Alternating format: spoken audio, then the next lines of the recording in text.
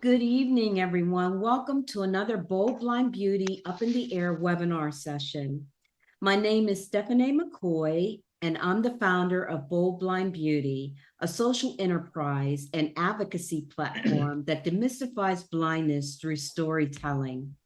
We're so thrilled to have you join us for our third and final segment from the series, How Employable Am I? 3 Keys to Success.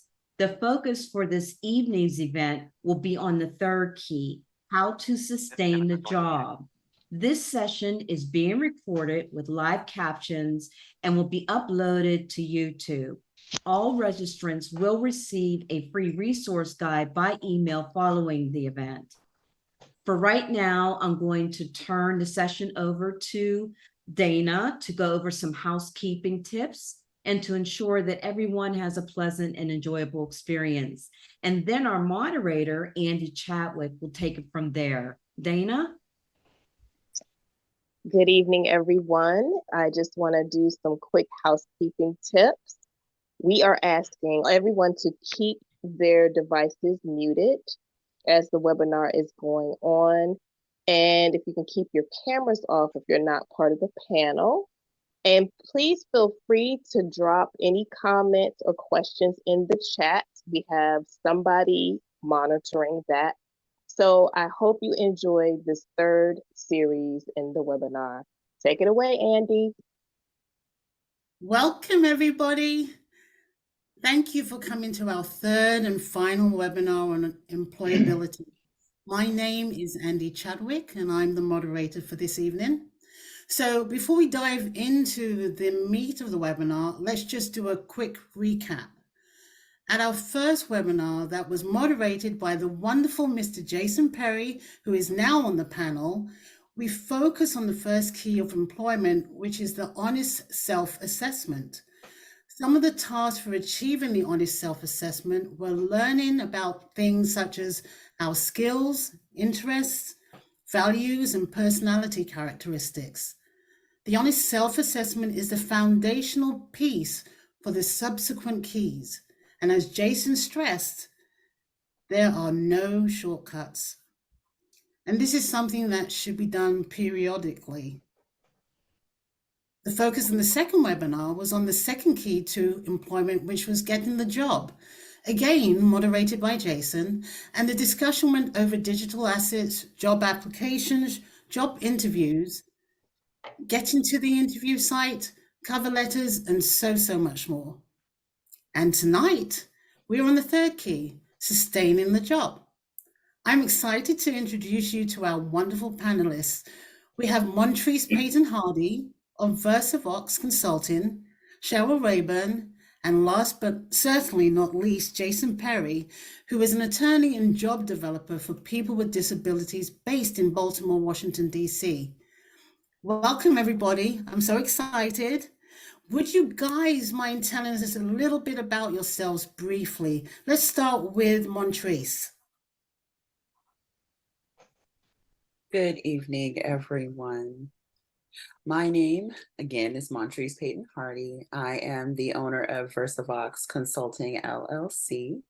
Versa is for versatile, and Vox, the Latin word for voice, as I am a staunch advocate for accessibility, belonging, inclusion, diversity, and equity, otherwise known as ABIDE when you put it all together.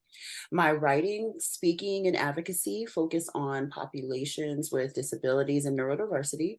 My mission is to be a resource, a guiding light, if you will, and ultimately amplify less heard voices on topics specifically of accessibility and disability inclusion in the work environment. I am so thrilled to be here, and I'm excited to jump in. Awesome, thank you. And Cheryl, how about you?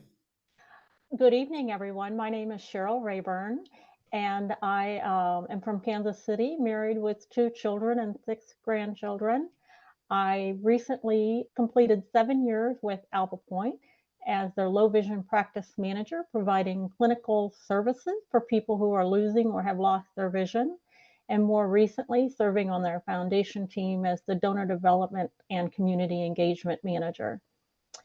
I say recently completed because I have accepted a new role in Florida, and my husband and I will be relocating to sunny Florida, where I will take on and continue my work serving the community of people who are blind and visually impaired. Super excited at this new opportunity and more excited about this webinar. So thank you.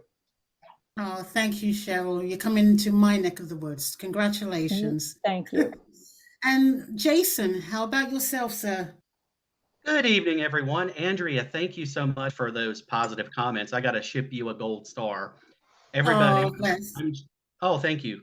I'm Jason Perry. I have about 15 years experience as a general practice attorney. I also have about 25 years experience in rehabilitation, everything from job placement, job development to teaching assistive technology.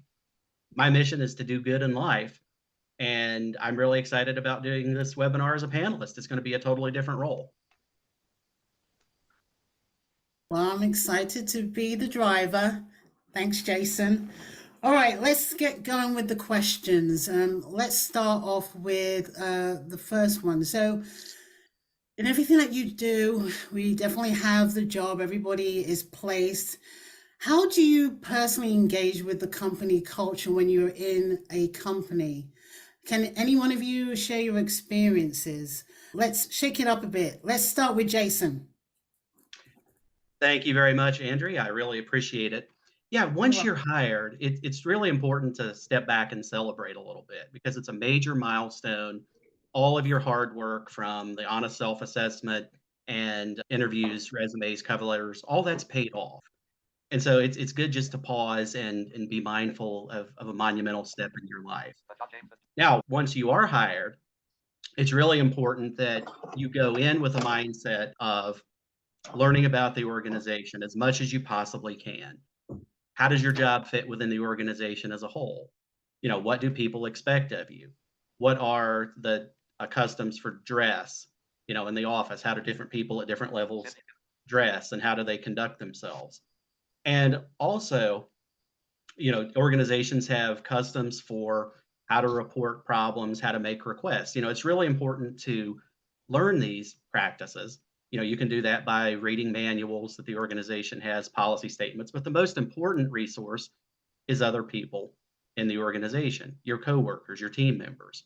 I find that spending time with people in things like collaborating on projects, lunch breaks, going to company sponsored events, all these are wonderful ways to actually engage the company culture. You know, take responsibility for things. Make sure that you get things done in accordance with the expectations you've agreed to.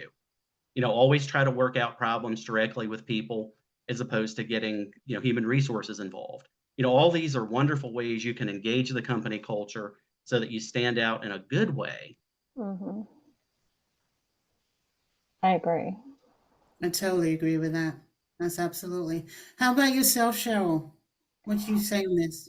So as an extension of what Jason was just saying, it's so important to take time to celebrate and to engage yourself and become involved with your colleagues in the different activities that are taking place. And I take that a step further to say to understand the mission of the organization and not only just read it, but truly understand it and to understand what their core values are. What are those words? And what are your core values? And do they align? And you can take the mission and the values and you can be a positive influence across the organization by living and using those words and using them in a meaningful and impactful way. And that's just going to create a positive environment for you, and you're going to be a positive influence on the people around you. That's great. Totally agree with that, 100%. How about you, Montreece? For me, I really love what both Cheryl and Jason said, and just to build on that, I suppose I am a huge advocate of all things management of one's self and leading by example. So what I mean by that, for me personally, I tend to really dive in, like Cheryl said, learn about the company's culture through their different policies and so on, but then also just getting to know other people. I am a huge agent of networking. So a practice that I had, especially working remotely, was setting up coffee chats and getting to know people one-on-one. That helped me to essentially not only like lead by example and just jump in and make sure that I'm making myself known friendly to others, but also just making it clear like it's building relationship with my coworkers was a priority for me. The other thing in doing so was that it gave me, in those one-on-ones, it gave me the opportunity to talk very openly about my disability with them and help them in some way to become comfortable with that type of conversation. In the end, by leading by that example and emphasizing the value of diverse perspectives, which is what I tended to do in those conversations. I also try to model adaptability as well. So those were my goals when I found myself in the position to have to engage in that way. That's awesome. All of you have great insights into that, which I totally agree with. Andy, I was just curious if I could just follow up on one thing. I think Montreece and Cheryl have given, tied in with me perfectly in terms of what I was articulating. But one of the things I find that's really important in this area is to respect the organizational chain of command. Understanding who is in charge of what, and the different roles people play within an organization, because just because somebody has a low job title does not mean they don't have a lot of influence. Administrative assistants can carry a lot of weight, can be very influential. So being able to get to know people on a personal and human level, and understand how they fit within the organization and what the organization values in terms of a hierarchy is really vital to success oftentimes. And that's whether you have a disability or not. Totally agreed. Absolutely. All right, let's go to the next one. So with all that being said, what are some of the tips you can share about working alongside colleagues who are sighted and may not have worked with someone with a disability before? That's a huge one, especially I want to know that. So let's shake it up. Cheryl, what are your thoughts on that? Thank you. This is a great question because in my department that I worked in, I was the only visually impaired blind person. And it was critically important that I listen and communicate effectively and understand that they were curious.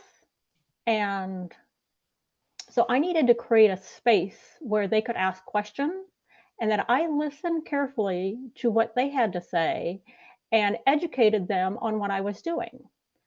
So, for example, I had a colleague who started to become rather indifferent with me because as I went from having usable vision to no vision, I had no paperwork on my desk. And he was rather indifferent. And I asked him finally, I said, I feel like there's something wrong between us and I'm not sure what it is. He goes, well, you have no paper on your desk and you spend your whole day on your computer. And I said, oh my goodness.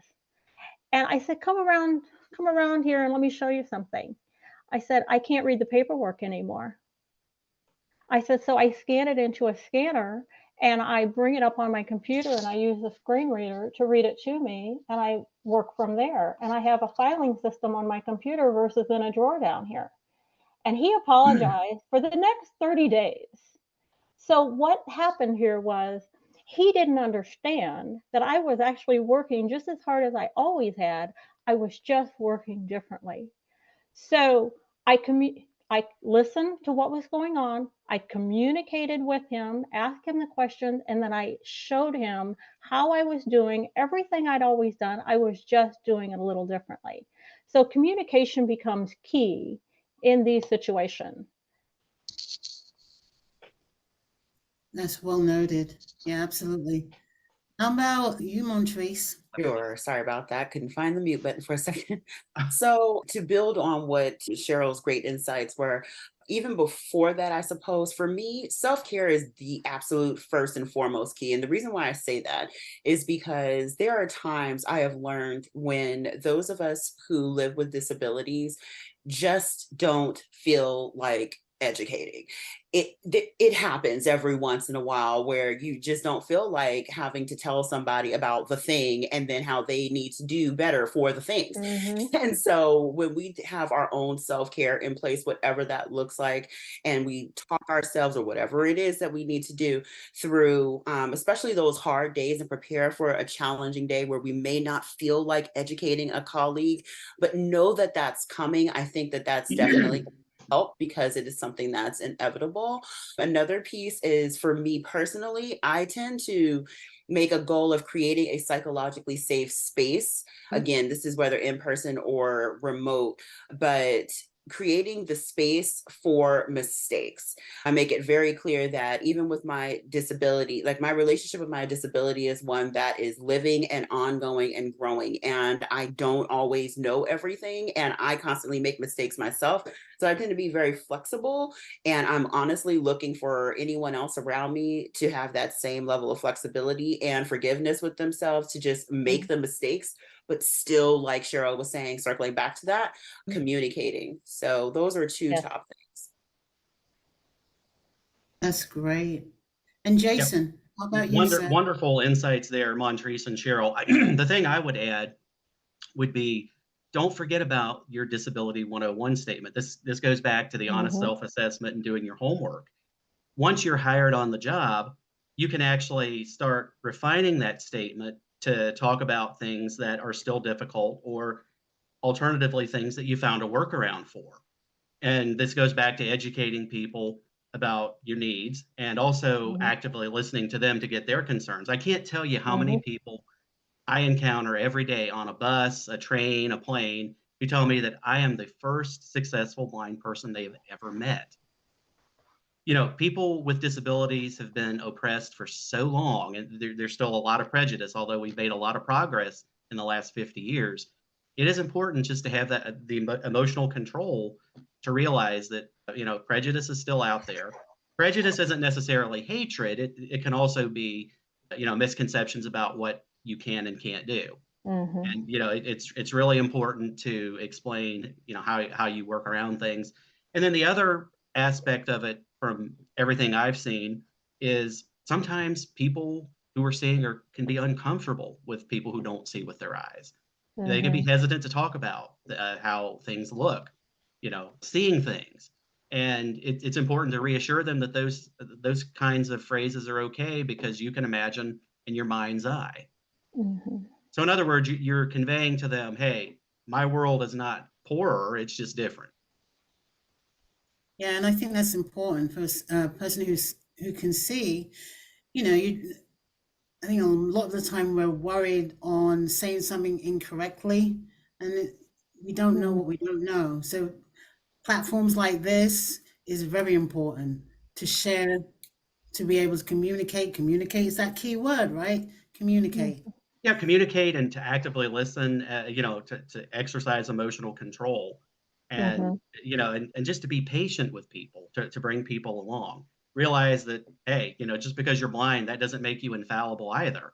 You know, and to pull your weight, you know, ask for only what you really, really need, and also be prepared to barter. I barter with people all the time. You know, I get rides from people, and I tutor their kids in whatever subject, you know, that I happen to be good in or whatever. Jason, you're just a rock star. That's what Andy, you can I are. add one? Well, I do play the guitar. You and I could write a hit song, Andrea. That would be.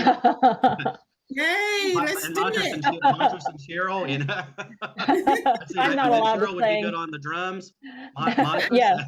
you're definitely a piano player. Let's do it. I All love right, that. Andy, is it okay if I add on really quickly?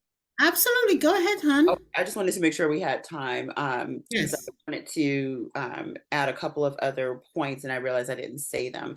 So in addition to the other great tips, for anyone who may not be aware or even familiar with this entire process and working with sighted colleagues, I also help others encourage asking questions. It is imperative that assumptions are not made. We who are in a world of disability, and especially more particularly blindness for the majority of us on the panel, we are very much so aware that blindness is a spectrum, as is disability. But those who are not living with it, they're not always aware. And there's the assumption that a person who is blind is always totally blind, which is not the case. I myself am legally blind, but still visually impaired, where I have some sight in one eye. And so asking questions is absolutely encouraged. And like, what is it, just to reiterate, Jason, what you were saying about that patience, it's key. The last thing I was going to say is empathy. Empathy is definitely going to be the top thing, even on like right there with communication, like right on par with that. It's just going to be imperative. I'd say that so much, but it's so important to have an empathetic atmosphere where everyone does feel comfortable with discussing different concerns and misconceptions, et cetera. So I just wanted to make a note of that. Yeah, I think ultimately it comes down to being a valuable member of the team, showing people that you can be counted on. After all, your coworkers and boss, they have problems too. Their problems may not be in a major life activity, but they can nevertheless be quite challenging. Absolutely. Totally agreed.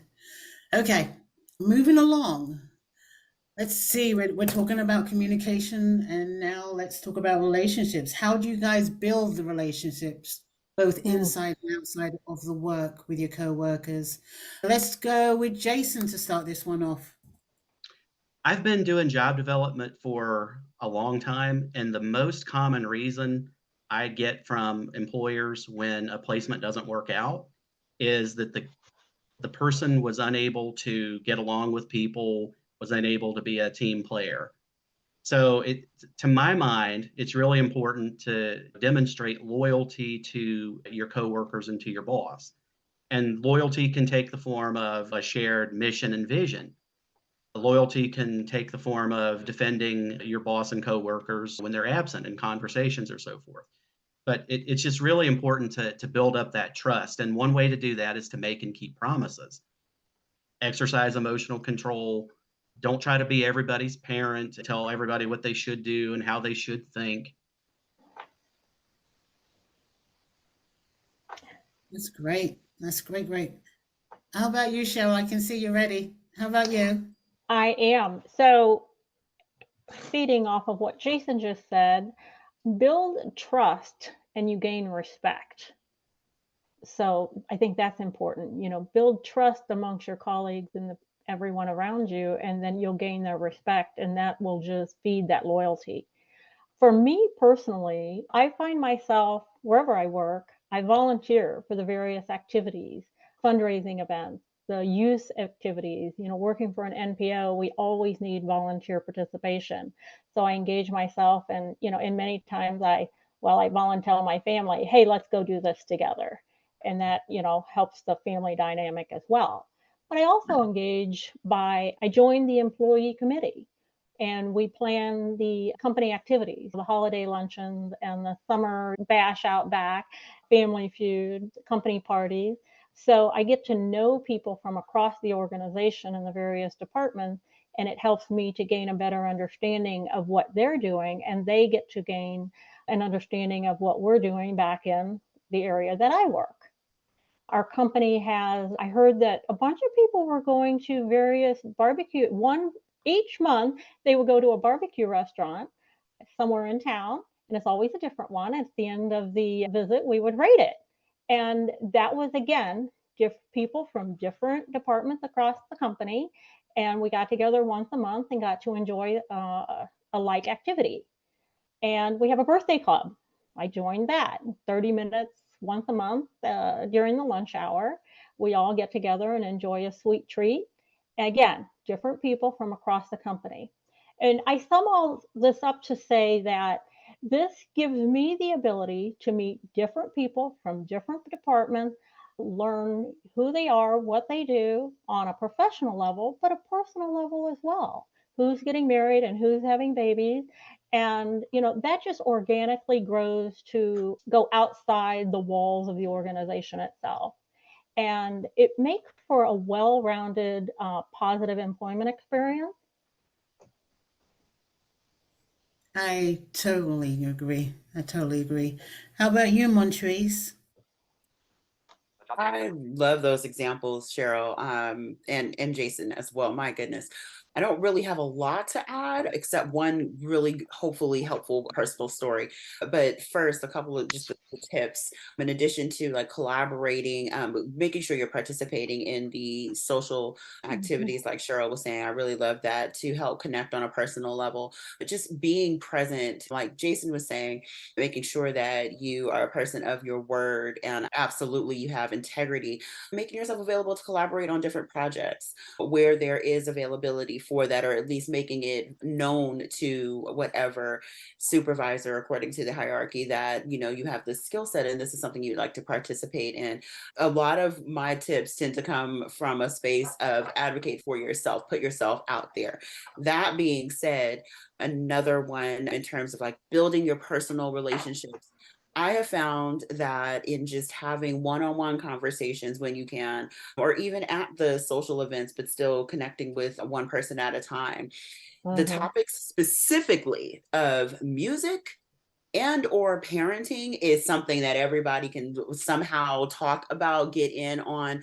And this includes pet parents. I am all there for the fur parents as well. There's something to be said just to help with some sort of some level of connection that's a little bit more personable, but can hopefully be worked back into your professional conversations and your work projects.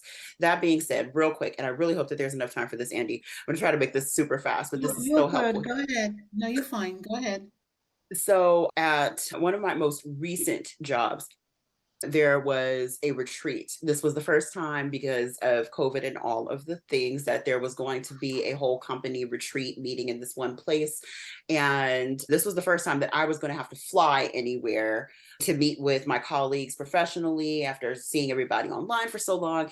And I was petrified. Oh. I ended up, thanks to some encouragement from some other colleagues and friends from American Foundation for the Blind, I was highly encouraged to speak up for myself. I spoke to my team and let them know that I had a concern about the ability to keep up with everyone that I meet. And I wanted to know if there was a way that we can talk through or organize where when we are meeting, it's a little bit less daunting. Our team came down with this particular plan. Everyone was going to be wearing name tags. Because it was fresh off of COVID, there was going to be a green dot on your name tag if you were open to hugging and all of the things. There was either a yellow or red dot if you would rather maybe just shake a hand or you prefer to socially distance. Well, we decided to add a blue dot, and that blue dot, and I know this is something that is different. Everyone's not necessarily comfortable with something like this, but it really worked. And so that blue dot was to indicate, please make sure when you approach whoever has a blue dot, say your name in your introduction. Say your name every time you connect with that person so they know who you are. Here's the funny thing. That ended up being universal. I thought I was going to be the only one walking around with a blue dot. Nope, there was like 7 other people. And those people were wearing a blue dot because they were like, this is great. I always forget people's names. And now they're just telling me. I'm like, oh my gosh. It ended up being a universally helpful tool that connected me and several of my colleagues. It also brought my nervousness way down because I was able to connect with everyone in person without my visual impairment being a very big deal at the time. And so I just wanted to share that because I thought it was so completely helpful, and I hope that it is useful to someone. Yeah, that was brilliant. Yeah, I agree, Montreece. That was totally awesome. And it really drives home a point that relationships are all about connecting people. Yes. Very true. Very true. All right, moving along. Okay, Montreece, this one is for you. We're going to start with you. So everybody think about this. What is the best way to approach asking for a raise or a promotion? And can you provide some advice on how to do it professionally and effectively? Thank you, Andy. I'm so excited to lead this off because I believe that my particular tip is that initial step. So I believe we'll have some resources that will be available, and I've provided a resource, which is a tracker that I actually did personally use. And it was very helpful for me in conversations regards to salary negotiation and or promotion. And so it is a template for employee habit or task tracking. It's ultimately tracking all of the tasks that you do within your job. You can edit it any way that you need, but it's helpful for you to note for yourself and not necessarily rely on anyone else, especially supervisors and so on, to track and manage your performance, your improvement, how you possibly were performing in 1 month versus another month. And so it's there to help you see that for yourself, gather a little bit of data for yourself. With that piece of concrete evidence of your own improvements and or exceeding your evidence of exceeding expectations for the company, if you're aware, which you should be very much so aware of your company's matrix for performance and evaluation, measure against that and just be prepared with that particular tool to have it. I believe that that will help build the confidence, so one can have that conversation because you have evidence. It's one thing to have no evidence and try to go into that conversation. It's a whole other to have your own data and be able to say, on this particular month or this particular quarter, I started here, but I was, by the end of the quarter, I went up and improved in my communications with emails about 18 to 20% based on my own tracking. I personally think that may deserve, and so on and so forth, and fill in the blank. But I just wanted to highlight that particular tool. I hope that it is helpful for someone. Yeah, we live in such a data-driven age that having that resource, Montreece, I think would be very helpful because knowing what value a person actually contributes and being able to relay that back to the employer. These days organizations are doing performance appraisals every year. And so, discussing what you've been able to accomplish during that year in a clear and concise form can really help those negotiations along. Remember that the employer is trying to spend the least they can, you're trying to get the most you can, and both of those are legitimate goals. So there's usually a range that you can negotiate within. Do your research, figure out what people with your skill level and experience and education are getting, and also look at what you need to survive and have a good quality of life. That if you understand these things ahead of time, you can go in with a floor and a ceiling. You know the amount that you absolutely cannot go below. I'll add on to what Jason and Montreece just said, in that what you said, Jason, do your research, know your market, understand your roles and responsibilities, and with respect to compensation and what the requirements are for that job. And if you're looking for a promotion or pay raise, use the tracker that Montreece is providing and outline what you've done, what your value and contribution is to the company, know what the market will command within your area. And I always say presentation is 80% of the issue. So write it up in a proposal. Be more formal about it and ask for that meeting with your direct supervisor to say, I'd like to talk about my career path. Here's where I want to go. What would your recommendation be for me to get there? Because I have some ideas here, but I'm very interested in what you think. Empower them to help you so that you can both walk down the same path together. And know this too, and I think this is important. This is a marathon. This is not a sprint. If you're hoping that they will make a decision in a very short amount of time, say a week or a month, you'll be disappointed if this organization that you're working for works with a yearly budget and a yearly strategic plan. But if you present it now, here's a career path that I would like to work toward, and this is what I would like to do. And you can talk compensation at this point, but you plant a seed and you plant it in their mind what you want. When budget season comes around and strategic planning season comes around, they can go, Joe over there would really like to do XYZ, and the ROI on that for our company is this. Or if somebody departs a position that you could backfill because that's in your career path and your manager knows that's what you want, you've already laid the groundwork. Jason, what do you think?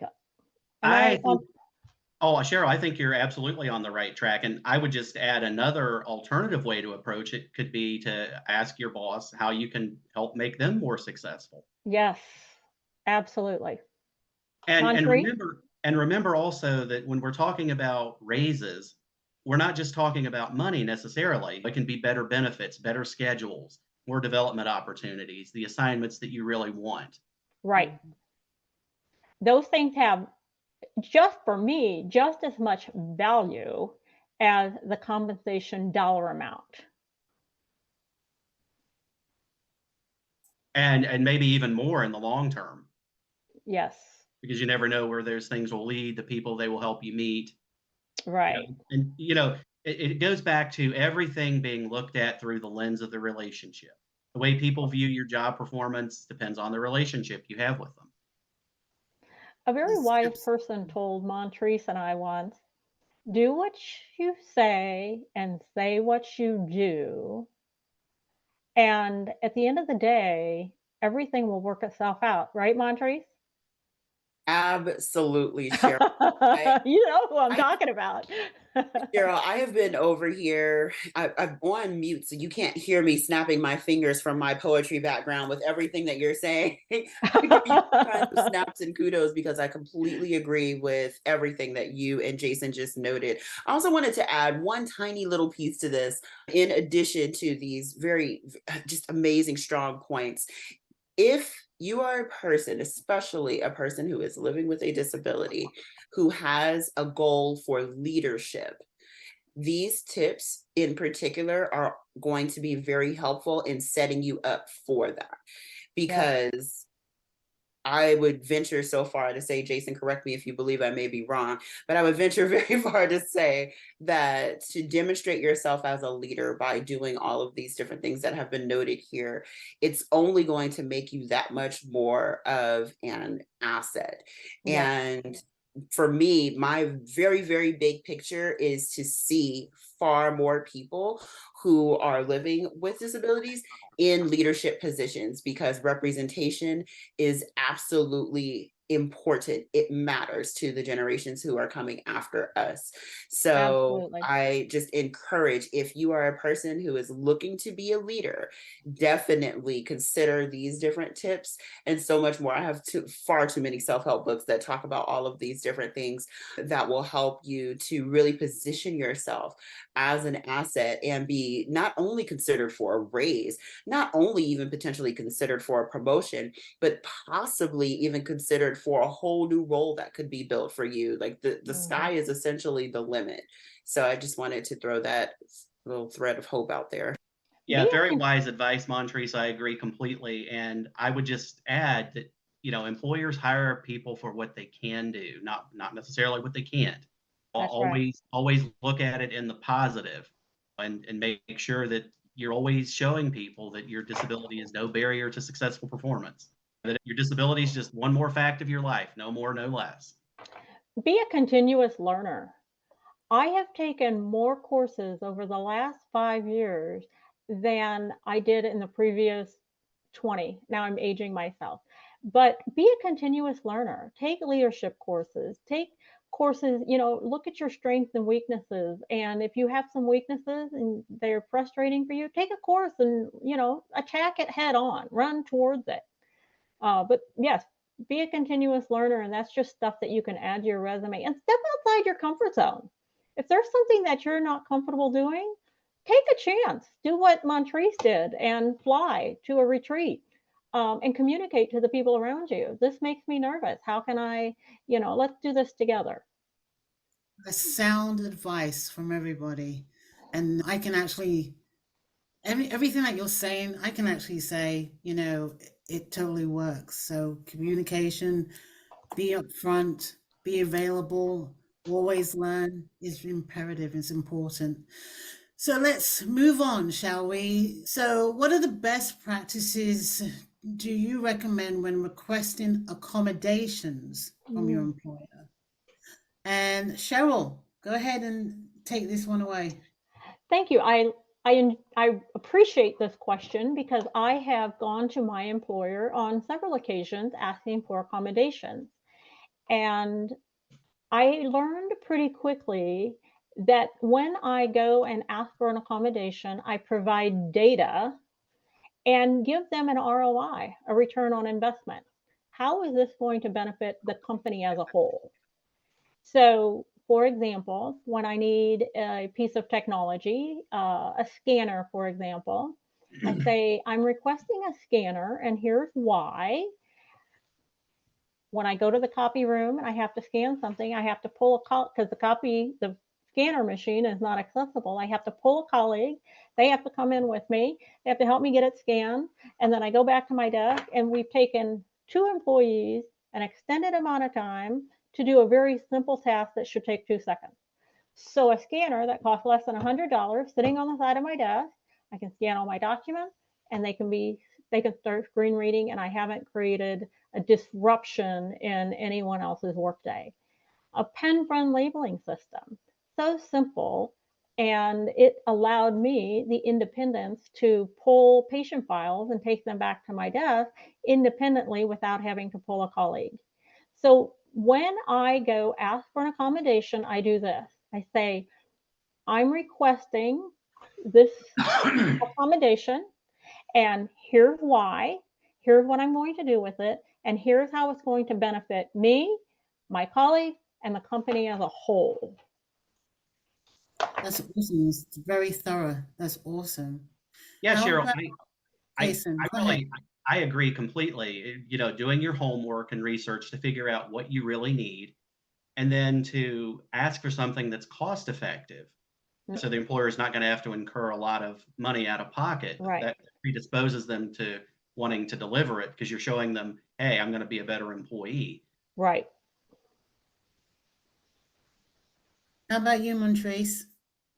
Honestly, Cheryl, you hit it out of the park, because that is absolutely my own process as well. I have used that particular process in both in conversation and constructing an email and or document to request accommodations. What I will say is this, because I think it's something that is not necessarily considered all the time.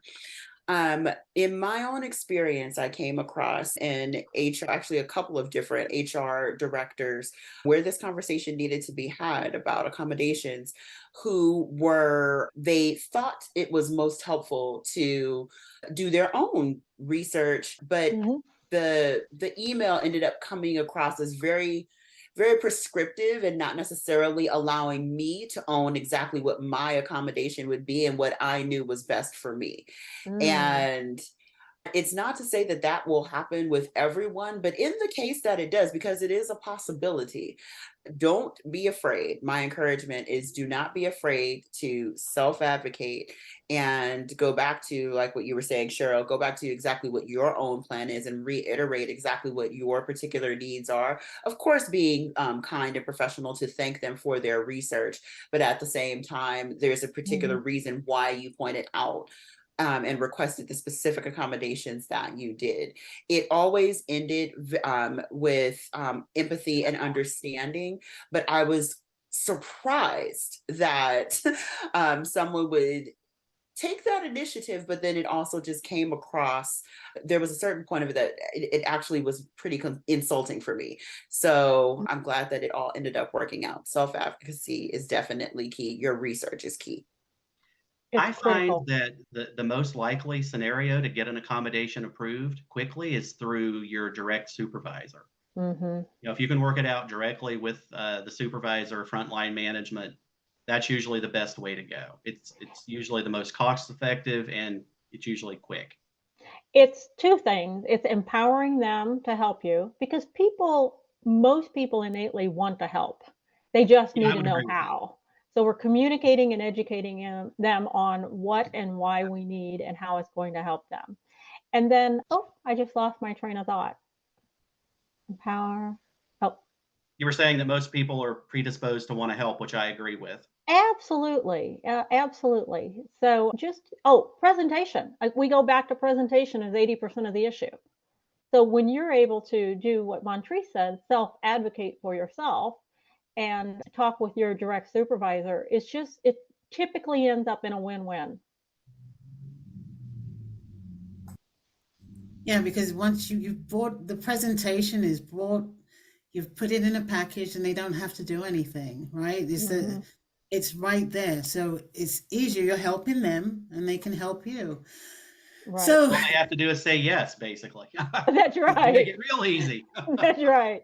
But you know, also to add to this too, the last thing I would say is within the evaluation process, come back and loop that in. I think that that's an important point as well. But bring that back. At least it was helpful for me to follow up on how helpful this has been and how it has done whatever was necessary to improve performance. Not everyone has to do that, and not everyone feels comfortable with it. For me, it was something that was important and comfortable because I was trying to expose the organization that I was working with being comfortable with these types of conversations in the first place. So looping back after a few months, quarterly, semi-annual, what have you, to let them know, hey, this was really, really helpful. I'm so glad that we did this. Here's how it worked. That follow-up piece can be helpful as well. Yeah, and just be Montreece, open to other accommodations. yes, You know, that was an your excellent boss or point. human resources may have ideas about how to accommodate that would work just as well, maybe better than the ones you came up with. Right. Or maybe you can sort of split the P, combine some of yours with some of theirs and come up with a better solution. So That's it really comes back to engagement. Mm-hmm. that's excellent points. Excellent points, everybody. So I think we've come to the end of the questions. Do we have any more? This was fun. All right. So we come to the end. We have some time now for some Q&A. Does anybody have any questions out there to be answered?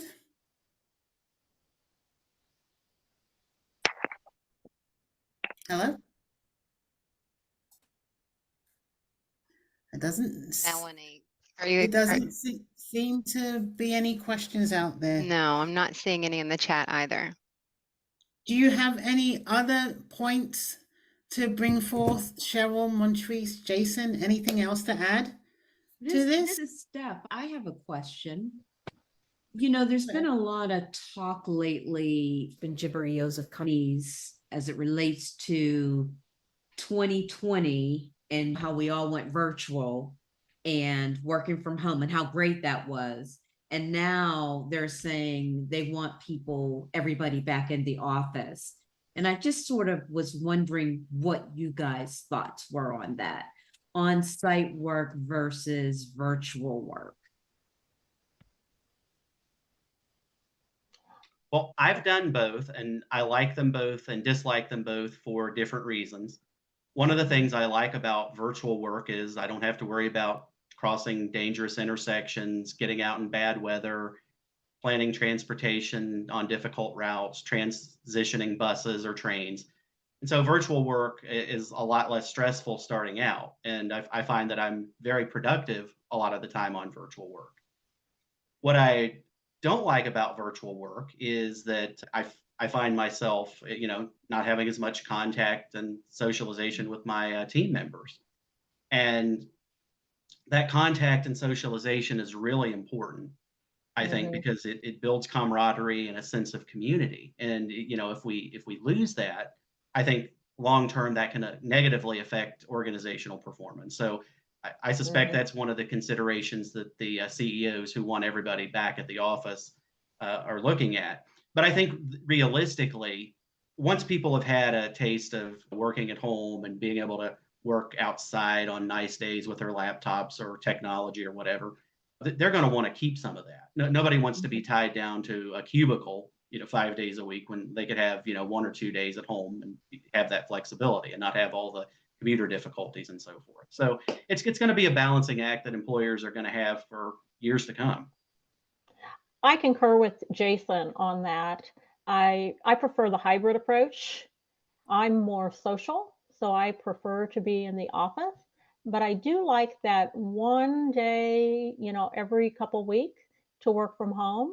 My productivity goes way up because I'm not, I don't have people at the door or, stepping in and sitting down and wanting to talk about, I don't know, gardening or something. But I prefer the hybrid approach for the same reasons that Jason said: transportation, costs, there's benefits and challenges to both. Montreece, what's your experience? I honestly prefer working remotely. And there's a reason that I found out why this year. And I have no problem, and I hope that it doesn't make anyone else uncomfortable, but I have no problem with talking about a number of different diagnoses, personal issues, disabilities, etc.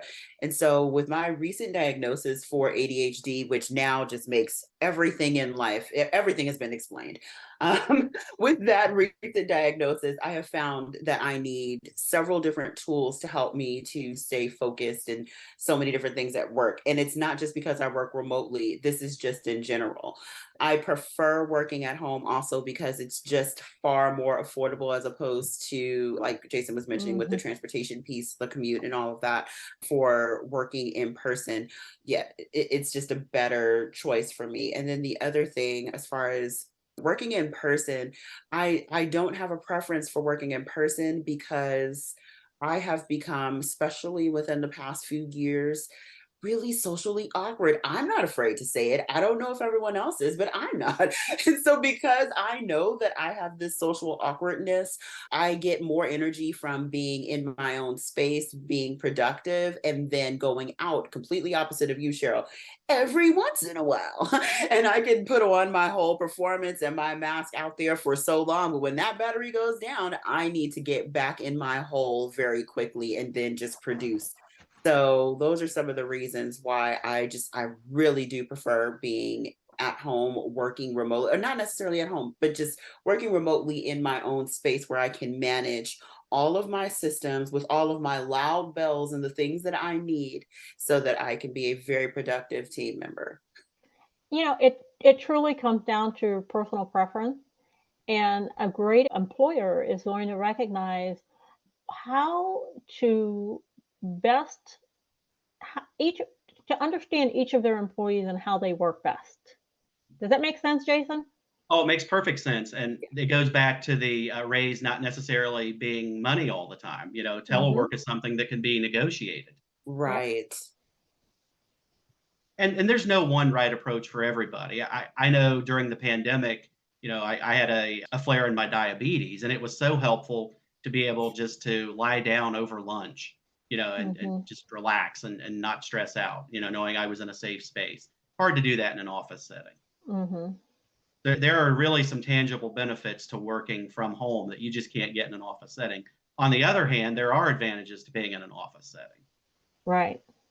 Absolutely. If I may add really quickly, I'm looking at the time as well. Gosh, I hope I did not just lose my thought. Oh no, I lost my thought. It was something that you said, Jason, that sparked it. Oh man, I just Was it lost my that diabetes flare during the pandemic? Being able to lie down over lunch.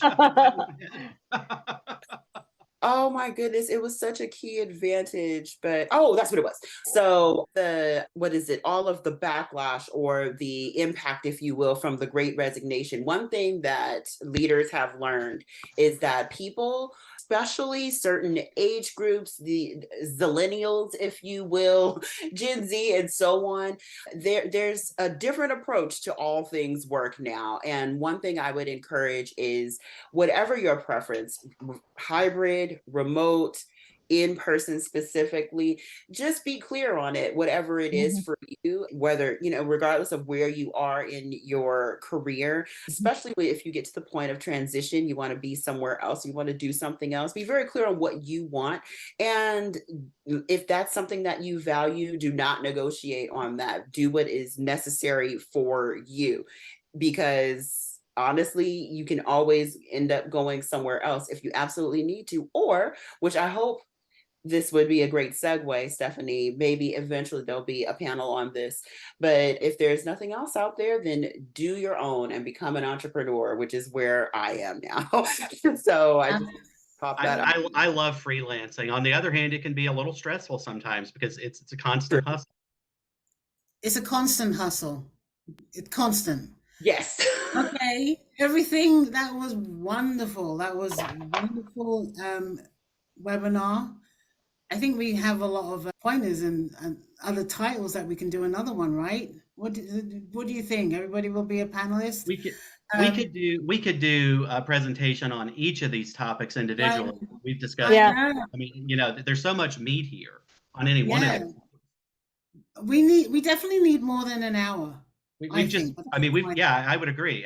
We've just scratched the surface. Yeah. agree. You guys were wonderful. So I just want to take, because I'm just watching the time and I know I'm going to get a ping very shortly. So thank you everybody for attending this wonderful webinar. It was fun-filled, packed with so much information. I want to thank Jason, Montreece, and Cheryl for attending and being wonderful panelists. And just to let you know, this webinar will be recorded. It will be on YouTube, so you'll be able to see this as well as the first two. Again, thank you very, very much for attending. Nazarene, are you there to wrap up? From John James to everyone. I'm here. Thank you, Andy.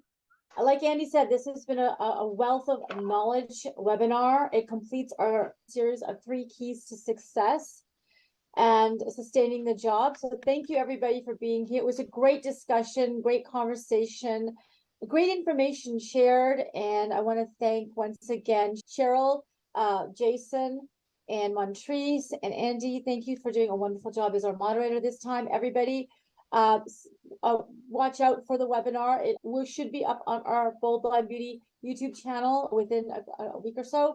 You can catch them all over there on the replay. Please join the Bold Blind Beauty community as well. And again, thank you everybody for joining, and stay tuned for our next Bold Blind Beauty Up in the Air webinar series coming up soon. So take care everybody, and thank you so much